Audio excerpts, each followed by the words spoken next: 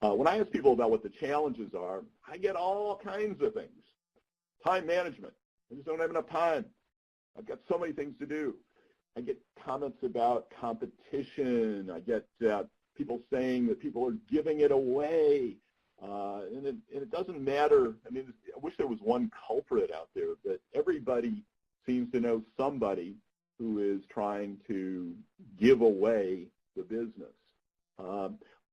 Some of these things are things that individuals do have control over. I tend to think a lot of these things, though, are things that we have to be cognizant of, but we can't worry about it. All right, time, sure, I got you. You've got to have, if you think about this, you've got to figure out how to fit prospecting into your day. I've tried to come up with different strategies for bankers for years. The best one is blocking out chunks of time. It's hard to fit this in between 75 other things. You have to find the time and put it in your schedule, and whatever the element of prospecting that you're focusing on, whether it's doing research on prospects, whether it's deciding how you're going to approach them, whether it's setting up the time to make that approach, whether it's preparation for the calls itself. Those are things you have to block time for. You can get to 5 o'clock or 6 o'clock or 7 o'clock just working all the stuff that's crossing your desk. Got to figure out a way to get prospecting into that mix. There's no question about the fact that, in terms of credit, again, this is from Barlow Research. This is a third quarter 2017 slide. Basically, the companies 10 million and up are pretty much able to get whatever they want. Now, it's not a universal truth, but the question, has your company applied for additional credit from a financial institution? 60% did not apply for additional credit. 40% did. Of the people that did, 88% were approved for all the credit that was requested, 8% for partial credit, only 3% weren't. There are people out there that will almost do anything, all right? A lot of competition. But I go back to this principle, control what you can control. You can't control some of the things that are on this sheet, the ones that you can control, the red, how you manage your time, how you prepare for calls, deciding who to go after, how to set up appointments. Those are things that you can control. You can't control what the bank or the credit union or the finance company is doing in terms of giving away products.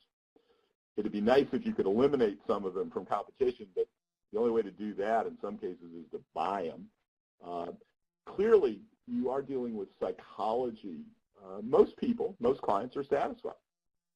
That can be very depressing if you think about what that portends, but it means you have to be at least convinced that there's a chance. There's a chance to win business if you approach it the right way, if you approach it using some of the tools that we've talked about and we'll talk a little bit more about. What you can't allow to happen is let your own belief system hijack your prospecting. I've heard every reason in the world. In fact, I've probably given a few for not prospecting, but those are things that are in our heads.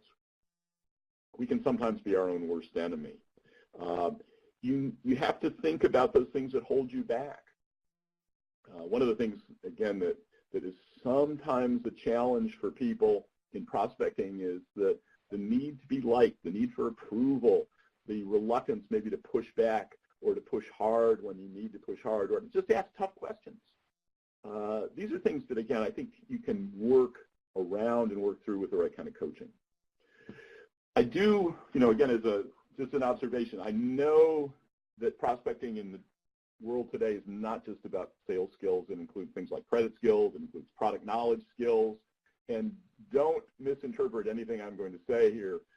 You have to have these. These are the table stakes for success. You also have to have something we call business acumen, which some of you have heard me talk about.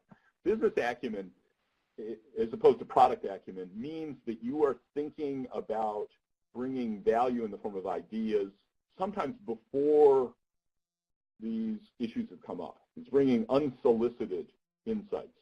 We think this is a differentiator in proactive prospecting situations. In reactive situations where somebody comes in and says they're thinking of, purchasing a piece of equipment, and does it make sense to talk about a loan or a lease? I mean, that's where product knowledge obviously comes to the fore. But if you're searching for opportunities, business acumen is one of those things that makes a difference. We've used this graphic before to highlight the challenge inherent in that. The basic premise is that you have to figure out, in this case, the prospect's value drivers. What is it that really gets them going?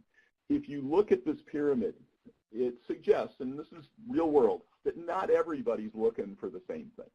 Not everybody's looking for your brilliant insights. There's some people who think that what you do is a commodity product. You provide a commodity service, a commodity product. Those are people who say, if I don't get it from you, Ben, there are 4 other banks that would love my business. So they essentially have dismissed this concept of business acumen, although I'm not entirely certain that that's not just a negotiating ploy. But if that's their point of view, if that's the prospect's point of view, it is going to come down to price. It might come down to structure if there are loans involved. We would make the case, though, that not everybody's like that. And in fact, if you move up this pyramid, you are going to find people who are going to value ideas and insights that you could bring to the table. The research tends to support that.